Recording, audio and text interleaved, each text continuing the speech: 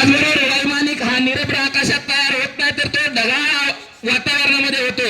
म्हणजे तिथं आव्हानं पाहिजेत, तिथं चॅलेंजेस पाहिजेत, तिथं अडचणी पाहिजेत आणि चांगला नावाडी होण्यासाठी सुद्धा आव्हानं गरजेचे आहेत. आपल्या जीवनामध्ये सुद्धा सर्व पालकांना, ग्रामस्थांना, सर्व विद्यार्थ्यांनाच हे सांगणं आहे की आपल्या जीवनामध्ये सुद्धा जर अडचणी आल्या नाही तर समजायचा आपला मार्ग कुठेतरी चुकतो आहे. आणि ज्या दिवशी आपल्याला अडचण येणार नाही त्या दिवशी समजायचा आपला दिवस वायाला गेला. अडचणीकडे एक सकारात्मक दृष्टिकोनातून पाहावं अशी एक विनंती या स्वातंत्र्य दिनाच्या निमित्तानं सर्वांना करतो.